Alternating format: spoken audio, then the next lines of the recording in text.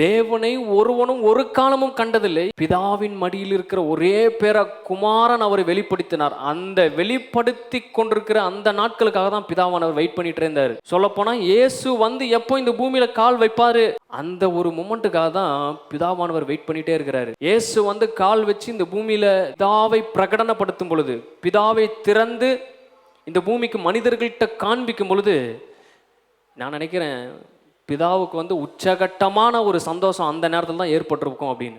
எப்படி ஒரு குழந்தை பிறந்தோன்னே 9 மாதம் ஃபுல்லாக வயிற்றுக்குள்ளேயே பார்க்குறீங்க, பேசுகிறீங்க, தடவுறீங்க, குழந்தை உதைக்குது, இப்படிலாம் நடக்குது. அது ஒரு விதமான ஒரு சந்தோஷம். ஆனால் அந்த குழந்தைய கண்ணில் பார்க்கும் பொழுது, அந்த வலியை தாண்டி அந்த குழந்தைய எடுத்து உங்கள் கையில் கொடுக்கும் பொழுது ஒரு இணை புரியாத ஒரு சந்தோஷம் உங்கள் உயிர் ஓட்டத்தில் நடக்குது பார்த்தீங்களா? அந்த மாதிரி ஒரு உச்சகட்டமான சந்தோஷத்தை பிதாவானவர் இயேசு பூமியில் கால் வைக்கும் போது அனுபவித்திருந்தார். அதுக்காக தான் அவர் வெயிட் பண்ணியிருந்தார். அதனால தான் இந்த வசனம் இப்படி எழுதப்படுது, தேவனை ஒருவனும் ஒரு காலமும் கண்டதில்லை. ஏன் இப்படி எழுதிருக்கு? தேவனை ஒருவனும் ஒரு காலமும் கண்டதில்லை அப்படின்னு ஏன் வசனம் சொல்லுது அப்படின்னா, பழைய ஏற்பாட்டில் நீங்கள் பார்க்கும் பொழுது பல இடங்களில் தேவனை மனிதர்கள் பார்த்ததே கிடையாது. இந்த தேவனை அப்படின்ற வார்த்தைக்கு ரூட் வேர்டு க்ரீக்கில் பார்த்தீங்கன்னா தியோஸ் அப்படின்ற ஒரு வேர்டை யூஸ் பண்ணுறாங்க. அந்த வேர்டுக்கான அர்த்தம் பார்த்தீங்கன்னா பார்க்கவே முடியாது, அவரை பார்க்கவே முடியாது. ஏன் அப்படின்னா அவர் தெய்வீகமாக இருப்பவர், தெய்வீக ஆற்றலோடு இருப்பவர். அதனால் பார்க்குற ஃபார்மில் அவர் இல்லை. பழைய ஏற்பாட்டில் பார்க்க முடியாது, காண முடியாது.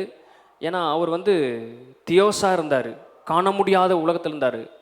நம்முடைய மனிதனுடைய நினைவுகளுக்கு, ஆற்றல்களுக்கு, சக்திகளுக்கு தாண்டி யோசித்தாலும் அதை நம்மளால் பெற்றுக்கொள்ள முடியாத அளவுக்கு வேறு ஃபார்மில் இருக்கார். இப்போ யானை அப்படின்னா நீங்கள் உங்கள் மைண்டில் ஒரு பிக்சர் இருக்குது, இப்படி தான் இருக்கும் அப்படின்னு. அதே யானை இந்த சர்ச்சு பஸ்ஸு இருந்துச்சுன்னா நீங்கள் என்ன பண்ணுவீங்க? உங்கள் மைண்டெல்லாம் கன்ஃபியூஷன் ஆயிரும், ஒர்க்கிங்லாம் வேறு மாதிரி ஆப்ரேட் ஆகும்.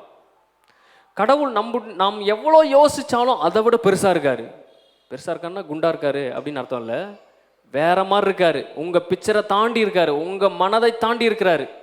முழுமையாக தேவனை பார்க்கிற அளவுக்கு மனிதர்களுக்குள்ள கெப்பாசிட்டி இல்லை. ரெண்டாவது, முழுமையாக தேவனை பார்க்குறவர்களுக்கு அவங்க ப்ரிப்பேராக இல்லை.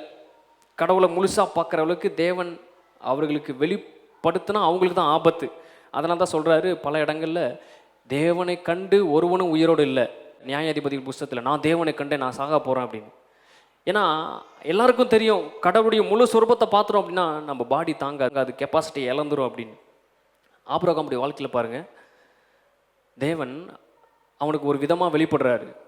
அவனுக்கு முழுசாக வெளிப்படாமல் அவன் என்ன நம்புகிறானோ, அவன் என்ன அந்த காலகட்டத்தில் பார்க்குறானோ அதை வச்சு மட்டும் அவனுக்கு சொல்லித்தராரு. அவன் என்ன நம்பினான் அப்படின்னா, கடவுள் அப்படின்னா வாக்குத்தத்தம் பண்ணுவார், வருவார், வாக்குத்தத்தம் பண்ணுவார், எத்தனை வருஷம் நாங்களானோ அதை நிறைவேற்றி முடிப்பார். அப்போ தேவன் அப்படின்னாலே அவன் என்ன நினச்சிட்டு இருந்தானா, வாக்குத்தத்தம் பண்ணுவாருங்க, நிறைவேற்றி முடிச்சிடுவார். ஈசாக்கும் அப்படி தான் நம்பினான், யாக்கோபும் அப்படி தான் நம்பினான். அதனால் வாக்குத்தத்தத்தின் தேவனாக அவர்களுக்கு வெளிப்பட்டார். ஆனால் முழுசாக வெளிப்படலை. ஒரு வாக்குத்தத்தம் கொடுப்பாரு, அதை நிறைவேற்றி முடிப்பார், அப்படி வெளிப்பட்டார். அப்படி தான் ஆபிரகாம் விரும்பினான். ஆனால் மோசே காலத்தில் கடவுள் எப்படி ஜனங்களுக்கு வெளிப்பட்டார்னா, அவங்களுக்கு இருந்த மிகப்பெரிய தேவை, அவங்க காலகட்டத்தில் அவங்க மனசுக்குள்ளே கடவுள்னா இப்படி தான் இருக்கணும் அப்படின்னு எப்படி டிசைன் பண்ணியிருந்தாங்கன்னா, எங்கள் வாழ்க்கையில் கடவுள்னு ஒருத்தர் இருந்தார்னா அவர் எப்படி இருப்பார்னா பவர்ஃபுல்லாக இருப்பார், ரொம்ப வல்லமை உள்ளவராக இருப்பார், இந்த பார்வோனை விட வல்லமையாக இருப்பார். ஏன்னா பார்வோன் வல்லமை உள்ளவன். எப்படிப்பட்ட வல்லமைனா, லைட்டாக கடவுளுக்கு டஃப் கொடுக்குற அளவுக்கு மனுஷனுங்க பார்வையில் வல்லமை உள்ளவன். இவன் மோசே தண்ணீரை ரத்தமாக மாற்றினா இவனாலையும் பண்ண முடியும், இவனால் தவளையை வர வச்சா இவனாலையும் தவளையை வர வைக்க முடியும். ஏன்னா பார்வோன் அவ்வளோ பெரிய சூப்பர் பவராக பார்த்தாங்க. அதனால் ஜனங்களுக்கு கடவுள் முழுசாக வெளிப்படலாம் தேவையில்லை.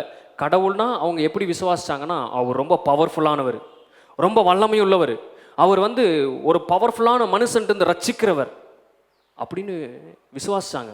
அதனால் அவங்க எப்படி விசுவாசிச்சாங்களோ அவங்களுக்கு தகுந்த மாதிரி தன்னை மாற்றிக்கிட்டு போனார். பழைய ஏற்பாட்டில் ரொம்ப பலவீனமாக இருக்கிறாங்க. அதனால் இவன் கடவுளை எப்படி நம்புகிறானோ அப்படி மாற்றிட்டு போய் அவனுக்கு வெளிப்பட்டு இருக்கிறேன்னு சொன்னார். ஆனால் ஃபுல்லாலாம் பார்க்க முடியல. இப்போது இஸ்ரவேல் ஜனங்களுக்கு இப்படி தான் வெளிப்படுறாரு. எப்படின்னா, ரட்சிக்கிறவராக, வல்லமை உள்ளவராக, பார்வனை அழிக்கிறவராக, அவன் ராஜ்யத்தை ஒன்றுமில்லாமல் பண்ணுறவராக. பார்வன் பாருங்க, அவன் வாழ்ந்த காலகட்டத்தில் அவனுக்கு இந்த இயற்கையின் மீதெல்லாம் ஆக்சஸ் பண்ணுற மாதிரி மந்திரவாதிகள்லாம் இருந்தாங்க. இயற்கையை கண்ட்ரோல் பண்ணுற மாதிரி மந்திரம். தேவன் அதை நம்மளுக்கு தான் வச்சுருக்காரு. தேவ சாயல் இருக்க மனுஷனுக்கு எப்படி பவர் வச்சுருக்காருன்னா, நார்மலாகவே அவனால் இந்த இயற்கையெல்லாம் கண்ட்ரோல் பண்ணுற மாதிரி ஒரு பவர் வச்சுருக்காரு. அதை மந்திரத்தின் மூலமாக அவங்க மந்திரவாதிகளை வச்சு இந்த பார்வன் ஆப்ரேட் பண்ணிருந்தான். அதனால் ஜனங்கள் இதெல்லாம் பார்த்து பயந்து, கடவுள்னு ஒருத்தர் இருந்தார்னா இந்த பவர்லாம் தாண்டினா தான் அவர் கடவுளாக இருக்க முடியும் நம்பினாங்க. அதனால் மோசைக்கு வந்து நார்மலாக சத்தத்தின் மூலமாக ஆபிரகாமோடு பேசுகிறது போல் பேசினா வேலைக்கு ஆகாது. அவனுக்கு எப்படி பேசணும்னா, அக்கினி முச்செடியில் எரிஞ்சிட்டு இருக்கும் போதே பேசணும். அக்கினி எரியணும், ஆனால் அது வந்து கருகி போயிடக்கூடாது. ஒரு இயற்கைக்கு அப்பாற்பட்ட விதத்தில் ஒரு அற்புதத்தை அவன் பார்க்கணும். ஏன்னா அவன் வாழ்கிற ஜனங்களுடைய கலாச்சாரம் அப்படி தான் இருக்குது. கடவுள் அப்படி தான் பார்க்குறாங்க. அப்போ ஒவ்வொருத்தருடைய பலவீனத்துக்கு தகுந்த மாதிரி கடவுள் இறங்கி வந்து வேலை செய்கிறாரு. அதனால் ஒருவனும் ஒரு காலமும் தேவனை பார்க்கவில்லை. தீர்க்கதரிசியுடைய காலத்தில் பாருங்கள், தீர்க்கதரிசன புஸ்தகத்தெல்லாம் எடுத்திங்கன்னா அந்த காலகட்டத்தில் ஜனங்க எதை விரும்புனாங்கன்னா, எந்த ராஜா வந்து எப்போ யுத்தம் பண்ணி நம்மளை எப்போ பிடிச்சிட்டு போவான்னு தெரியாது. அதனால் தேவன்னு ஒருத்தர் என் வாழ்க்கையில் இருந்தார்னா அவர் நடக்க போகிறதெல்லாம் சொல்லணும், அவர் இனி வருகிறதெல்லாம் சொல்லணும், இனி என்ன நடக்க போகுதுன்னா சொல்லணும். அப்படி ஒருத்தர் இருந்தால் மாத்திரமே அவர் தேவன் அப்படின்னு நம்பினாங்க. அதனால் ஜனங்களுக்கு தேவன் தீர்க்கதரிசனம் மூலமாக வெளிப்பட்டார், தீர்க்கதரிசனம் சொல்லி வெளிப்பட்டார். இப்படி தான் பழைய ஏற்பாட்டில் வெளிப்பட்டார். இப்போது நீங்கள் எப்படி தேவன் இருக்கிறார்னு நினைக்கிறீங்க? இது வரைக்கும் அப்படி ஒரு பார்ட்டுக்கு நான் போவே இல்லை, அதை நான் சிந்திக்கவே இல்லை. ஏதோ வரோம், வார்த்தையை கேட்குறோம், பைபிளை படிக்கிறோம், போகிறோம், அவ்வளோதான். கடவுளை குறித்து எந்த பிக்சரும் எங்களுக்கு இல்லை அப்படின்னு நம்ம யோசிக்கிறோம். ஆனால் பழைய ஏற்பாட்டில் அவர் வெளிப்படாததுக்கு முக்கியமான காரணங்கள்லாம், பாவம் வந்த உடனே ஜனங்களுடைய ஆவி இருள் பிடிச்சிருச்சு. எப்படி தேவ சாயலில் படைக்கப்பட்டான், அவனை சுற்றி ஒளி இருந்தது, ஒளியவே வஸ்திரமாக அவன் போட்டிருந்தான், ட்ரெஸ்ஸே அவனுக்கு பளிச்சுன்னு பிரைட்டாக இருந்துச்சு. ஆனால் பாவம் பிரவேசித்த உடனே அவன் மீது இருந்த தேவ சாயல் இருளாயிருச்சு. அந்த இருள் வந்த உடனே தேவனை குறித்த அவனுடைய பிக்சர் பாருங்க, பார்வை.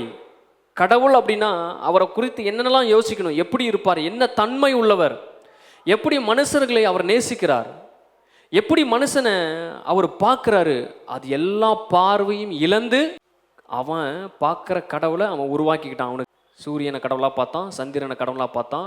ஏன் அப்படின்னா, பாவம் கடவுளை விட்டு தூரம் பிரிக்கிற அளவுக்கு பாவத்துக்கு பவர் கிடையாது. பாவம் வந்து உங்களையும் கடவுளும் பிரிக்கிற அளவுக்கு பவர் கிடையாது. பாவம் வந்ததுனால கடவுள் தூரமாக போயிட்டாரு அப்படி கிடையாது, அவர் இங்கே தான் இருக்கிறார். ஆனால் பாவம் வந்ததுனால யார் தூரமாக போனா அப்படின்னா, நம்முடைய உள்ளான ஆவியில் இருக்கிற வெளிச்சம் தூரமாக போயிடுச்சு, ரட்சிப்பு தூரமாக போயிடுச்சு. அதனால் மனுஷன் கடவுளை எப்படி பார்க்குறான் அப்படின்னா, இல்லை இவர் என்னை வந்து ஏதேன் தோட்டத்தில் நான் செஞ்ச தப்புக்கு என்னை பனிஷ்மெண்ட் பண்ணுவார், என்னை கொல்லுவார், இவர் செய்ய வேணான்னு சொன்னார், நான் செஞ்சிட்டேன், அதனால் என்னை தண்டிப்பார் அப்படின்னு கடவுளை குறித்த பிக்சரை மாற்றிருச்சு. ஹார்ட்வேர்லாம் மாறிடுச்சு, வைரஸ் ஏறிடுச்சு. இருளடைந்த ஆத்மாவோடு கடவுளை பார்க்கும் பொழுது பயப்படுறான், நடுங்குறான். அந்த மரத்துக்கு பின்னாடி இருந்து ஒரு விதமான நடுக்கம் ஏற்படுது. அந்த நடுக்கத்திலிருந்து தான் எல்லாம் குடும்ப பிரச்சனையும் ஸ்டார்ட் ஆகுது, எல்லா நோய்களும் ஸ்டார்ட் ஆகுது, எல்லா மரணமும் ஸ்டார்ட் ஆகுது. பாவம் இவனுடைய பிக்சரையே மாற்றிருச்சு.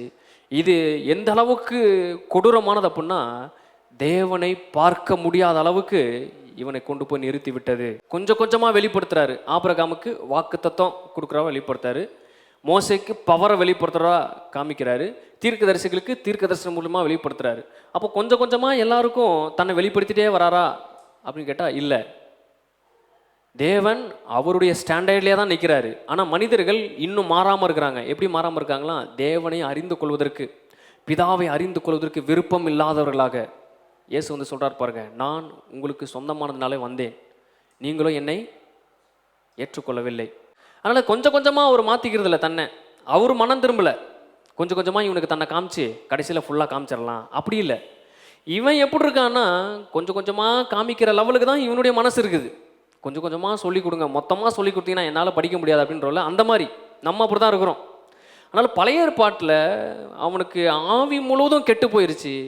அதனால் தேவனை எவ்வளோதான் சொன்னாலும் அவனுக்கு புரியாது, கேட்காது. எவ்வளோதான் காண்பித்தாலும் அவனுக்கு அது சரியான விதத்தில் காண்பிக்க முடியாது. சீனாய் மலையில் பாருங்கள், ஒரு இடி முழக்கத்தோடு பேசுகிறாரு. ஜனங்க சொல்கிறாங்க, இந்த இடி முழக்கம் எங்களோடு பேச வேண்டாம். ஆனால் அதே சீனா மலையில் பேசின அதே தெய்வம் தான் லாசருடைய கல்லறையில் நின்னும் அழுந்தார். சீனாய் மலையில் ஏதோ கோபத்தோடு பேசுகிற மாதிரியும் ஆக்கிரசத்தோடு பேசுகிற மாதிரியும் நம்மளுக்கு தெரியுது. ஆனால் அந்த சீனாய் மலையில் பேசுகிற அந்த தெய்வத்துடைய இருதயத்தை நீங்கள் எங்கே பார்க்கலாம் அப்படின்னா கல்வாரி மலையில் பார்க்கலாம். அந்த இருதயத்திலிருந்து ரத்தம் சிந்துகிறது. அப்போ தேவன் என்ன மனம் திரும்பிட்டாரா? பழைய ஏற்பாட்டில் கோபமாக இருந்து புதிய ஏற்பாட்டில் அடி வாங்குற அளவுக்கு மனம் திரும்பிட்டாரா அப்படின்னா இல்லை. நேற்றும் இன்றும் என்றும் மாறாதவர். ஆனால் பழைய ஏற்பாட்டில் என்னதான் அவனுங்களுக்கு அன்பை காமிக்கணும்னு நினச்சாலும் அன்பை காமித்தாலும் அவர்கள் புரிந்து கொள்ளாத ஏற்றுக்கொள்ளாத இடத்தில் இருக்கிறனால பழைய ஏற்பாட்டில் அவனுக்கு பவரை காமிக்க வேண்டியதாக இருந்துச்சு. அப்போது சீனாய் மலையில் ஒரு சத்தம் துணிக்கிறது. அந்த சத்தத்துடைய இருதயத்துடைய ரிஃப்ளெக்ஷனை நீ எங்கே பார்க்கலான்னா லாசரு இறந்து போயிருக்கான், தனக்கு பிரியமானவன் இறந்து போயிருக்கான், தன்னை பற்றி அவனுக்கு தெரியவே தெரியாது. அதனால் அங்கே நின்று அழுகிறாரு. இந்த பிதா தான் அந்த பிதா. சீனாய் மலையில் கத்துனார் பாருங்க, அந்த சத்தம் கேட்டுச்சு பாருங்க. ஜனங்கள்லாம் இந்த பிதா என் கூட பேச வேணான்னு சொன்னாங்க பாருங்க. அப்போ அவர் ஹார்ட் எப்படி இருக்கு அப்படின்னா, உங்கள் பிள்ளைங்க நீங்கள் மிரட்டும் போது ஏதோ ஒன்று பண்ணும் பொழுது இதுக்கப்புறம் அப்பா கூட நான் பேசவே கூடாதுன்னு ஒரு முடிவு எடுக்கிறாங்க பாருங்க. உங்களுக்கு எவ்வளோ பெரிய வழி தரும்.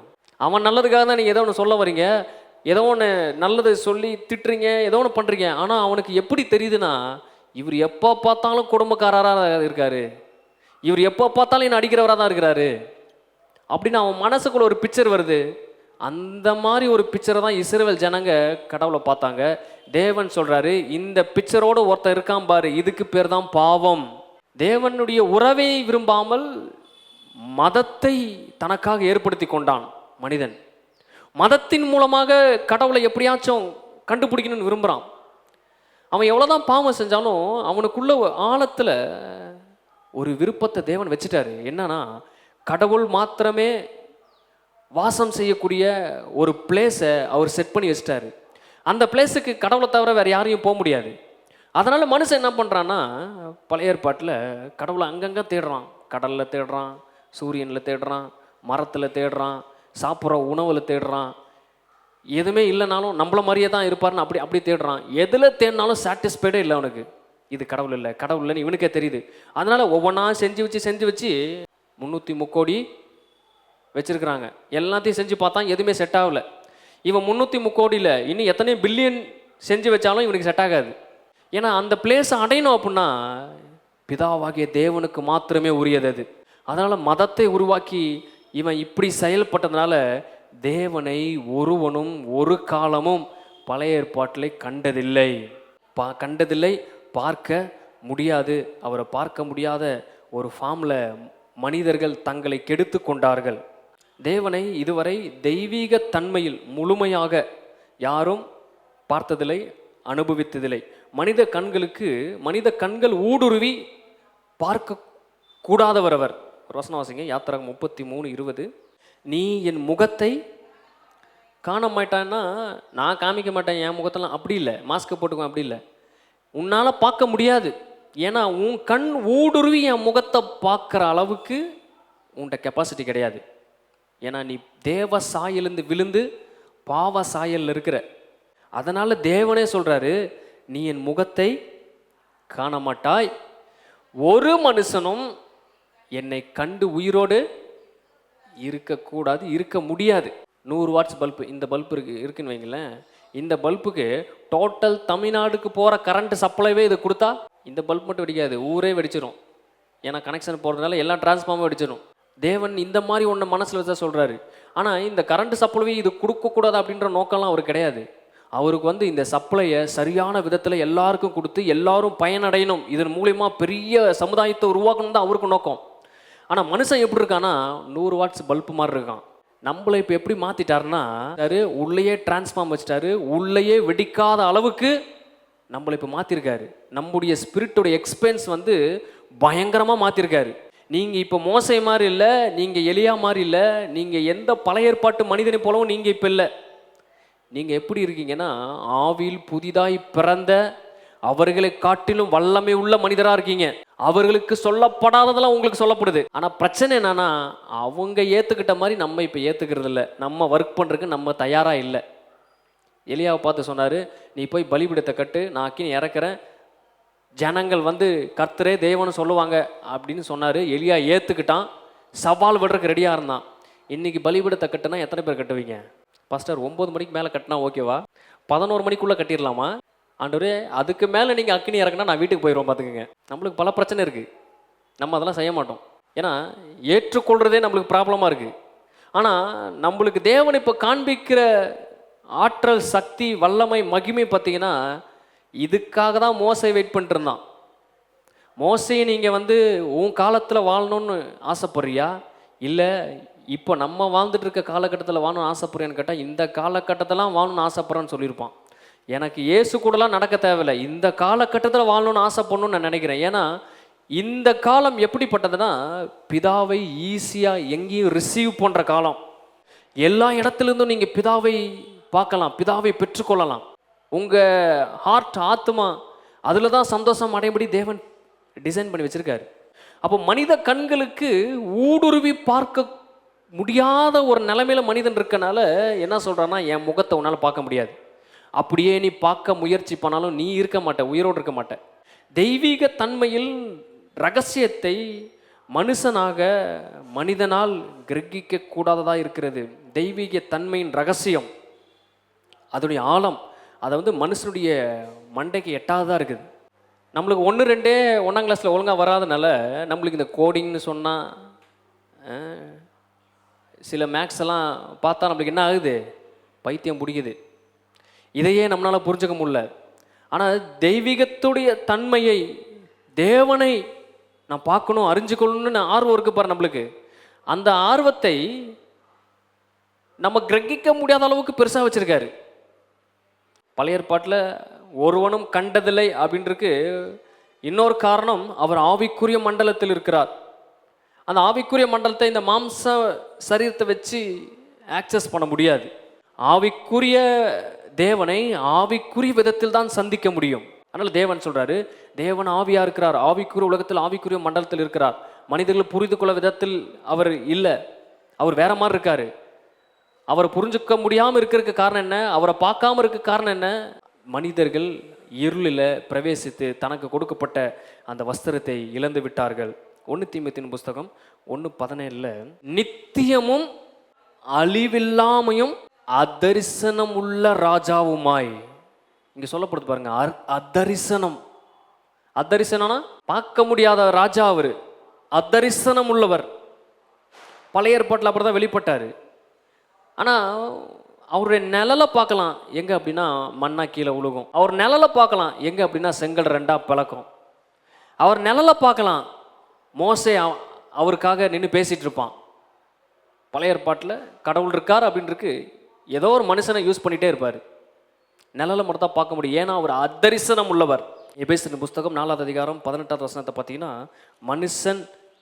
மனுஷனுடைய ஆவி எப்படி செத்து கிடச்சி, எப்படி தேவனை பார்க்க முடியாத அளவுக்கு இருள் இருந்தான் அப்படின்னு சொல்லப்படுது.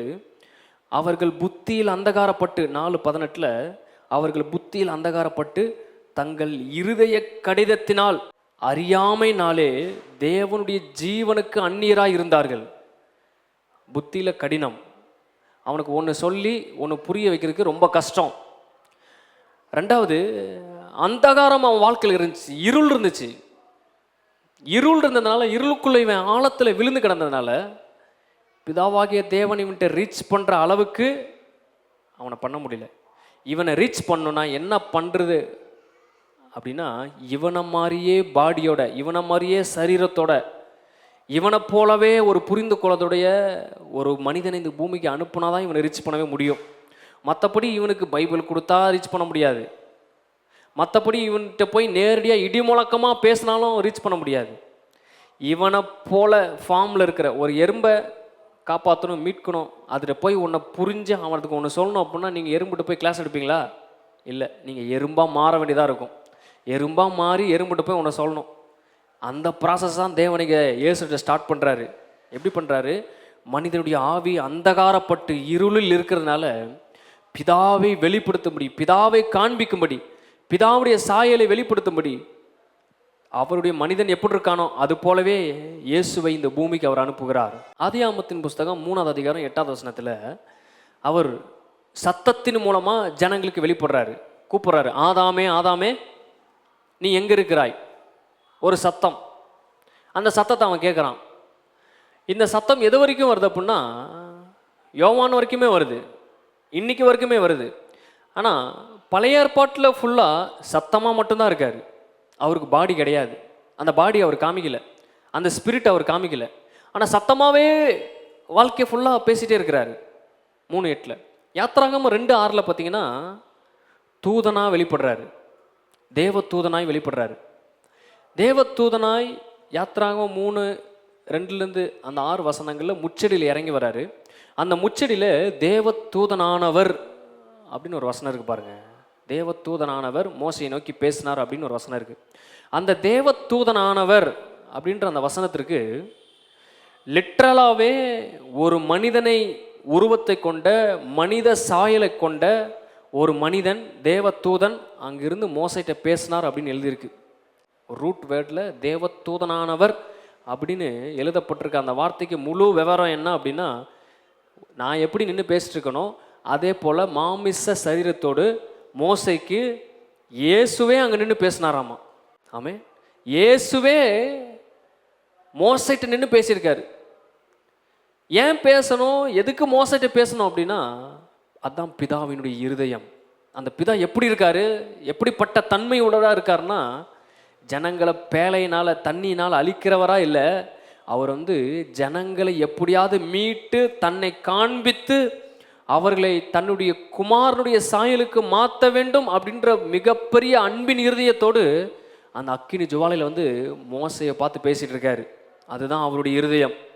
எல்லாம் சொல்லுங்க, என் தகப்பன் தீமைக்கு காரணர் அல்ல, எல்லா நன்மைக்கு காரணர். ஒரு தீமை நடக்கும் பொழுது உடனே மனசும் மாமிசமும் எப்படி சாயும் அப்படின்னா, அவர் இருந்தாருன்னா எனக்கு இதெல்லாம் ஏன் நடக்க போகுது, அவர் எங்கே போயிட்டாரு, இதுவரை நடந்த எல்லா தீமைக்கும் உங்கள் மனசில் ஓடிட்டு இருக்கும்.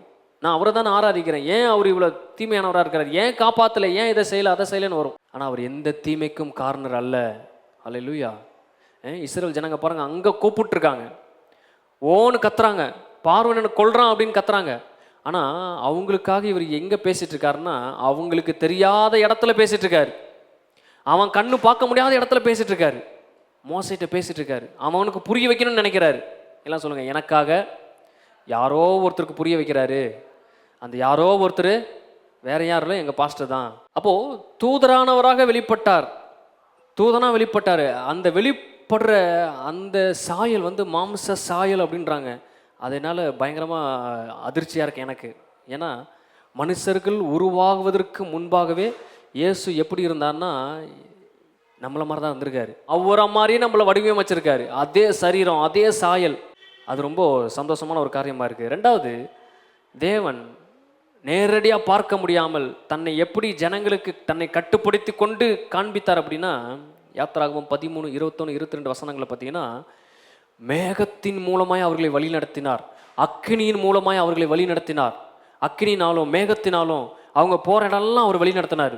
அடுத்ததாக யாத்திராகம் 40, 34, 35 பார்த்தீங்கன்னா, மகிமை, க்ளோரி, ஒரு விதமான இயற்கைக்கு அப்பாற்பட்ட விதத்தில் கடவுள் அவங்களுக்கு வெளிப்பட்டுட்டே இருந்தார். அவங்கள சுற்றி மகிமையாக இருந்துச்சு. இஸ்ரவேல் ஜனங்கள் எகிப்தில் இருக்கும் பொழுது எகிப்து முழுவதும் இருள் இருந்துச்சு, ஆனால் இஸ்ரவேலர்களுக்கோ வெளிச்சம் உண்டாயிடுச்சு.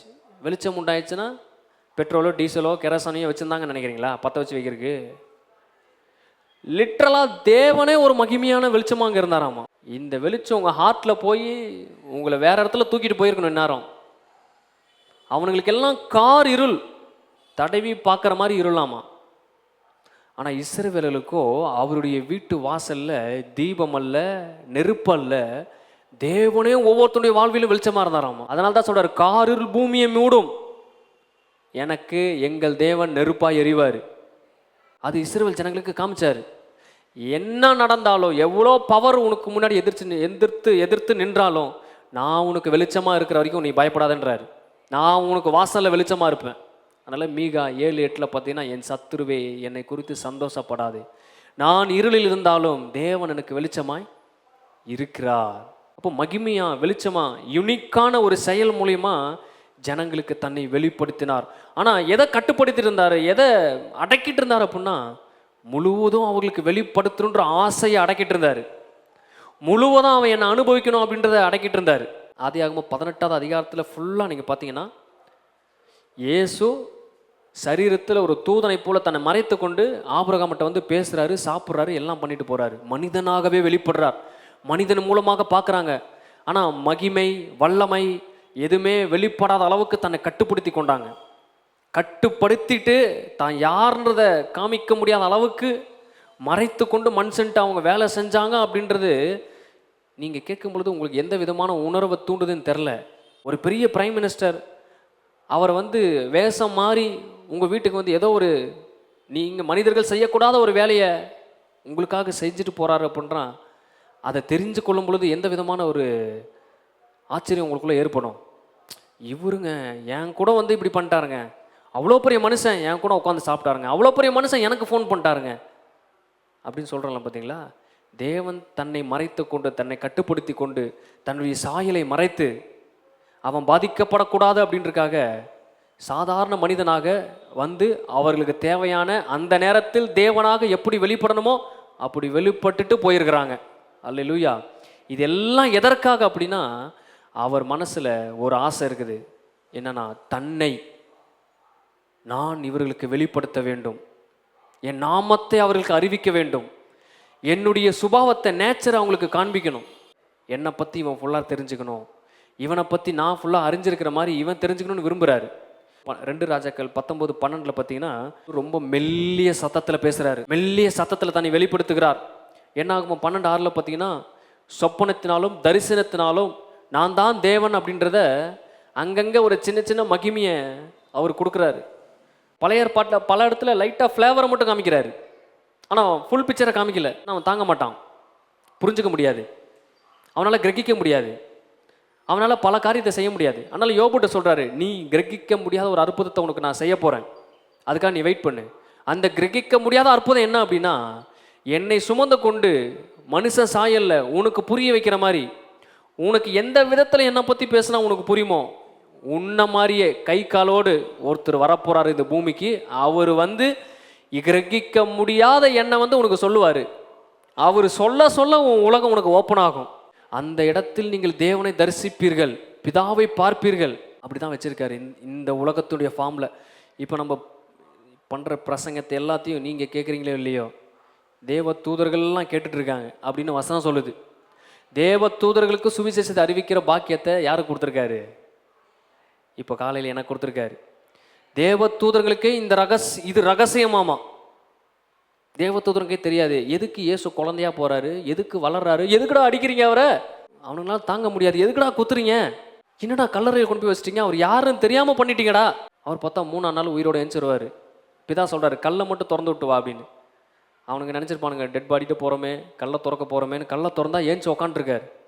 அவனுங்களுக்கு என்னன்னு ஒன்றுமே புரிய மாட்டேங்குது. அதனால் தேவ தூதர்களும் நீங்கள் பண்ணுற பிரசங்கத்தை உற்று பார்த்து ஆச்சரியப்படுகிறார்கள்.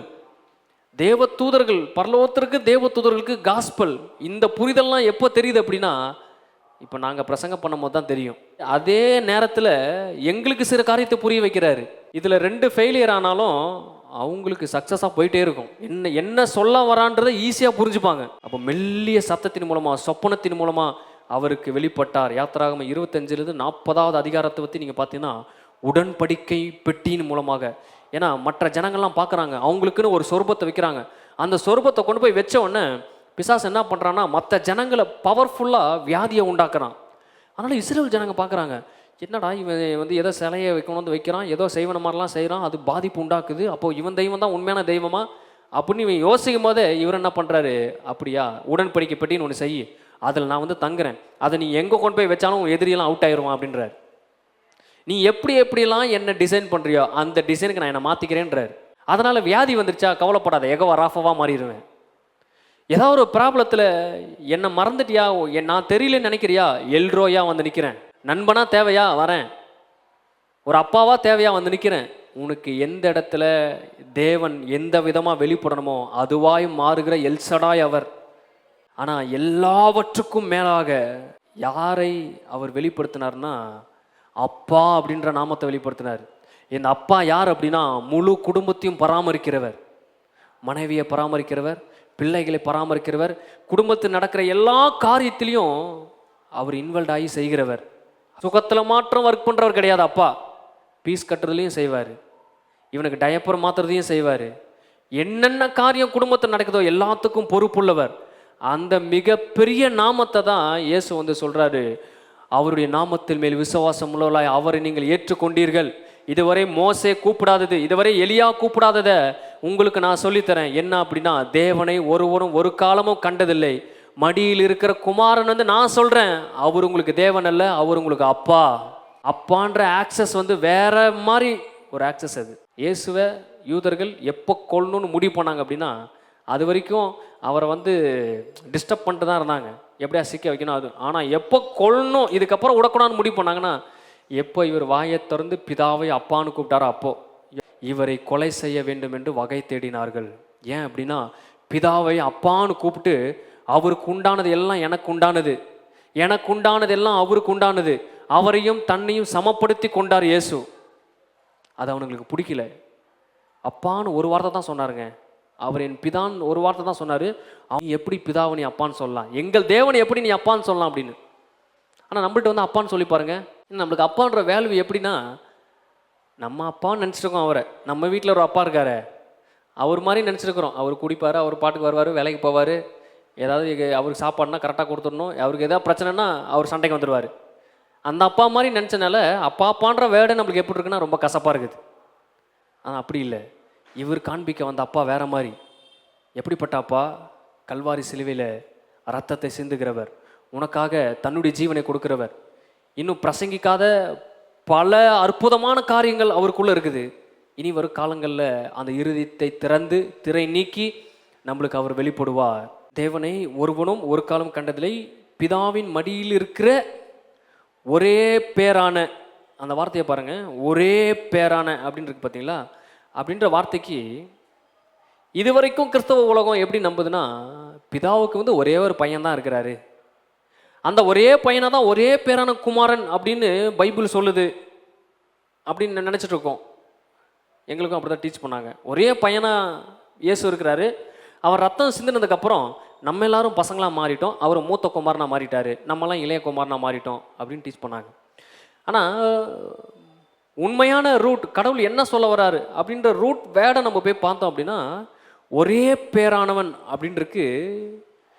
பிதாவினுடைய முழு தன்மையும் உடைய பிதாவை இவர் மாத்திரம்தான் வெளி காண்பிக்கிற தன்மையில இவர் மட்டும்தான் இருக்கிறாரு. அதனால்தான் இவர் ஒரே பேரானவர். இந்த ஒரே பேரானவரால் மாத்திரம்தான் பிதாவை காமிச்சே கொடுக்க முடியும். அவருக்குள்ளதான் அந்த தன்மைலாம் இருக்குது. எந்தெந்த மனிதர்களுக்கு நோயில பலவீனப்படுறாங்களோ அவங்களெல்லாம் பார்த்து இவர் என்ன பண்றாருன்னா மனதுருகுகிறார். அந்த தன்மை அங்கே வெளிப்படுது. யாரெல்லாம் பாவத்தின் கட்டில் இருக்கிறாங்களோ அவர்களுக்கு இரக்கத்தையும் அன்பையும் காண்பித்து அந்த பாவத்திலிருந்து மீட்டெடுக்கிறார். யாரு? இயேசு. இந்த பிதாவின் தன்மையை காண்பிக்கிற கெப்பாசிட்டி இவருக்கு மட்டும்தான் இருக்குது. அதனால தான் இவர் ஒரே பேரானவர், யுனிக், தேவ ரகம். எல்லாம் சொல்லுங்க, தேவ ரகம். சொல்கிறல இது வேற ரகங்க அப்படின்றல, அந்த மாதிரி இயேசு வேற ரகம். என்ன ரகம்னா ஒரே பேரான ரகம். இந்த ஒரே பேரானவுக்குள்ள என்ன எசன்ஸ் இருக்குன்னா, இவர்னால மட்டும்தான் பிதாவையே காண்பிக்க முடியும், வேற யாருனாலையும் காமிக்க முடியாது. அதனால தான் ஒரே பேரானவர். இப்போ பிதா என்ன சொல்றாருன்னா, இந்த ஒரே பேரானவரை வைத்து உங்க எல்லாத்தையும் நான் தேவ குமாரராக மாற்ற போறேன். எப்படின்னா, இயேசு எப்படி பிதாவை மாத்திரம் காண்பிப்பதற்கு தன்மையுடையவராக இருக்கிறாரோ அதுபோல இங்க இருக்கிற ஒவ்வொருத்தரும் பிதாவை சுலபமாக ரொம்ப இயல்பாக காண்பிக்கக்கூடிய நபராக மாற்றும்படி உங்க எல்லாம் குமாரரும் குமாரத்திகளுமாக தெரிந்து கொண்டார். அதில் தான் இயேசுவை ஒரே பேரானவர் அப்படின்னு நீங்க சொல்றாரு. இப்போதைக்கு இயேசுனால மாத்திரம்தான் பிதாவை காண்பிக்க முடியும். ஆனால் இயேசு வந்துட்டு போய் ரத்தம் சிந்ததுக்கு அப்புறம் அந்த கல்வாரி சிலுவை கேட்டை எப்படி யூஸ் பண்ணிக்கிட்டாருன்னா, பிதாவை இந்த பூமியில் இருக்கிற ஒவ்வொருத்தரும் காண்பிக்கும்படி, பிரதிபலிக்கும்படி ஒவ்வொருத்தரும் தெரிந்து கொண்டார். இந்த சபையில் இருக்க ஒவ்வொருத்தரும் மூலமாகவும் பிதா வெளிப்படுவார். நீங்கள் ஒவ்வொருத்தரும் சொல்லலாம், என்னை காண்கிறவன் அவை காண்கிறான். கொஞ்சம் பல பிரச்சனைகள் இருக்க தான் செய்து கொஞ்சம் அட்ஜஸ்ட் பண்ணிக்கோங்க, கூடிய சீக்கிரம் பிதாவை பார்த்துருவீங்க. அப்போ இந்த ஒரே பேரான குமாரன் அப்படின்றது யுனிக்கான தேவ ரகமான குமாரன். அந்த குமாரன்ட்டு வெளிப்படுறதெல்லாம் எப்படி வெளிப்படும்னா, நிழலானாலும் நிஜமானாலும் அதில் பிதாவானவர் தெரிவார். நம்ம சொல்கிறோம்ல, இவன்கிட்ட பாருங்க அவங்க அப்பாவுடைய சாயல் அப்படியே தெரியுது, அப்பாவுடைய குணம் அப்படியே தெரியுதுன்னு சொல்கிறோம் பார்த்தீங்களா? அந்த மாதிரி அவன்கிட்ட ஏதோ ஒன்று ரெண்டு தான் தெரியும். ஆனால் இயேசுடைய ஒவ்வொரு அசைவிலையும் யார் தெரிவானா, பிதாவுடைய பிரசனம் தெரிஞ்சிட்டே இருக்கும். தமிழ்நாட்டில் தான் இருப்பாங்க, இந்தியாவில் தான் இருப்பாங்க.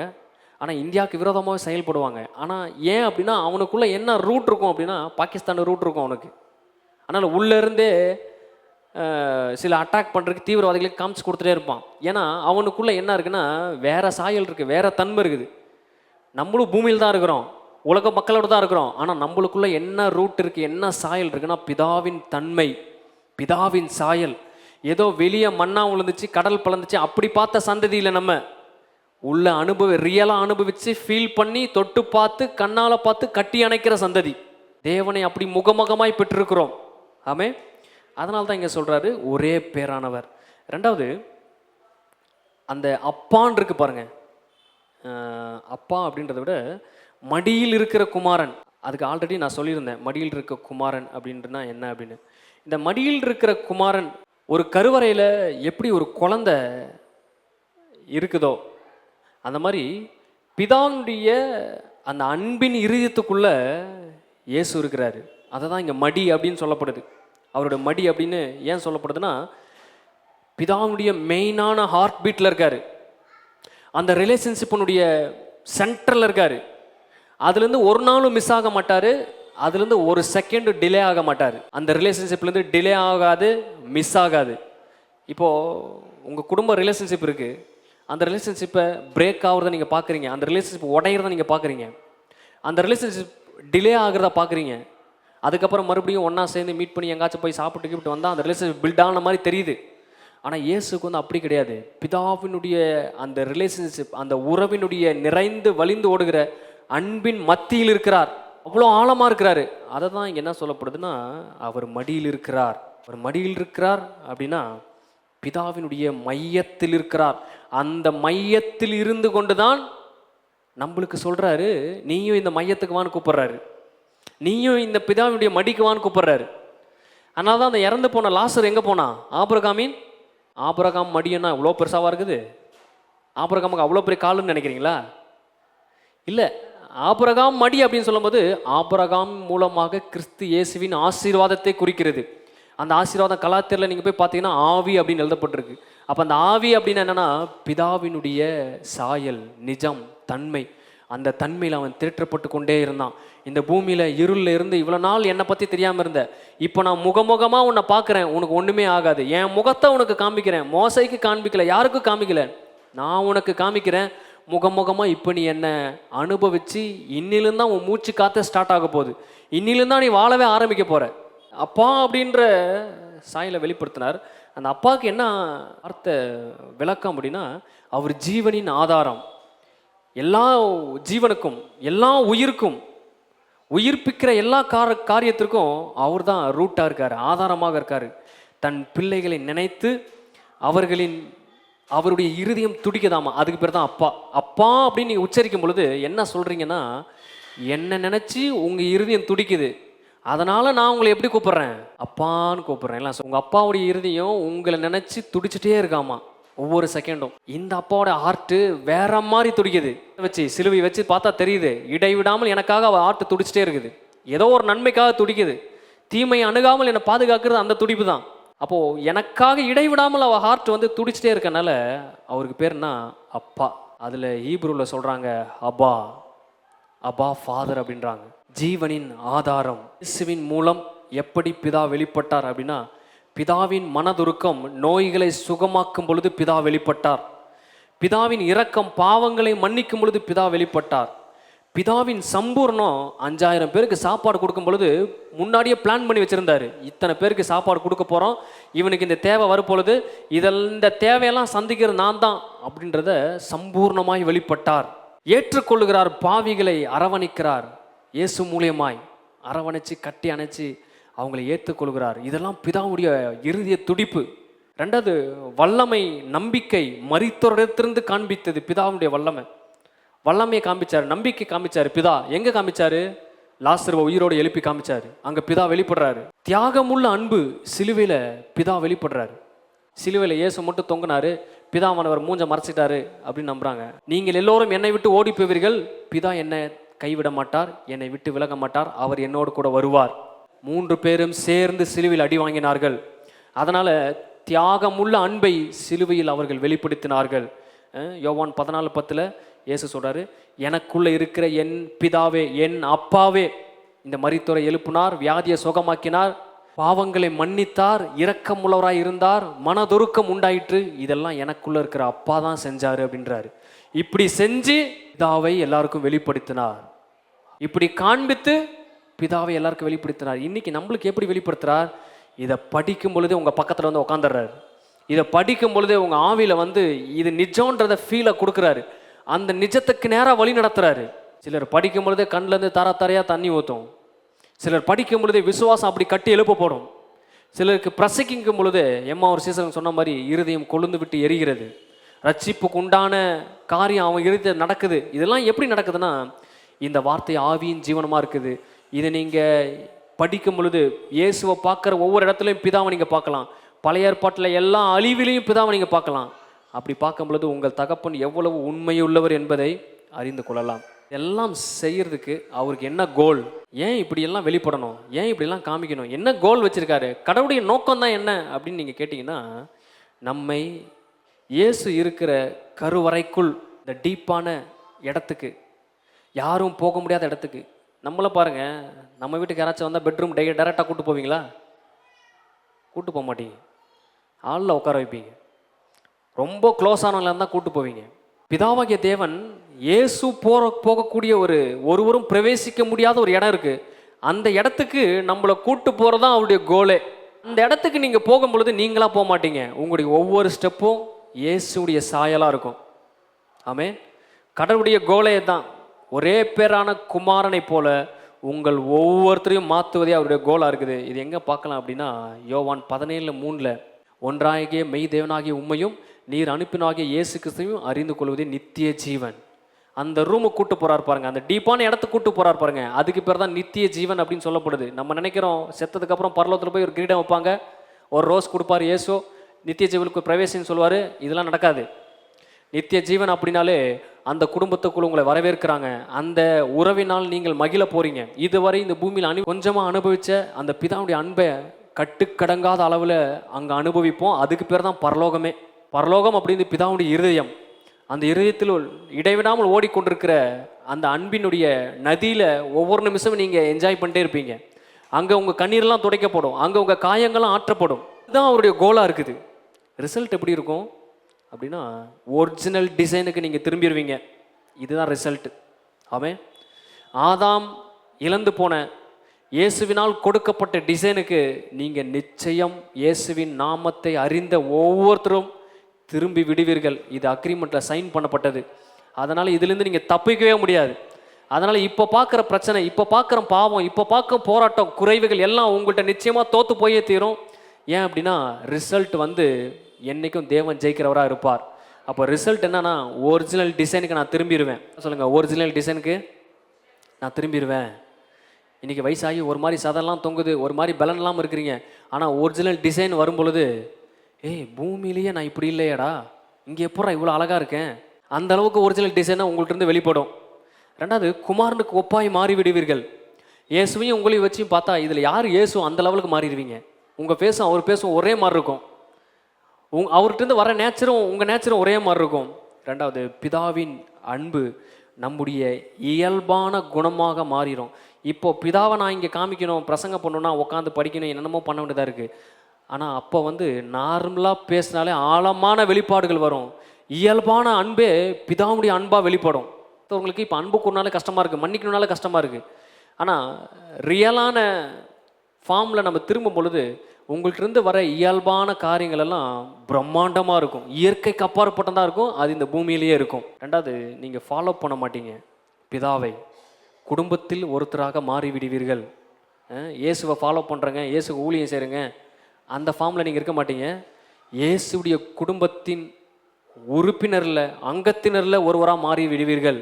இப்படி தான் பிதாவை இயேசு இந்த பூமிக்கு வெளிப்படுத்தினார். இப்படி தான் பழைய ஏற்பாட்டில் தேவனை ஒருவனும் கண்டதில்லை.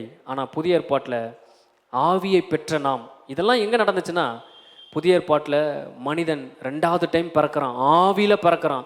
ஆவியில் பிறக்கிற ஒவ்வொருத்தரும் பிதாவை பார்க்கும்படி அவர் அனுக்கிரகம் பாராட்டுகிறார். நம்ம எழுந்து நிற்போம். இந்த வார்த்தைகளை கொண்டு கர்த்தர் நம்மளை ஆசீர்வதிப்பாராக.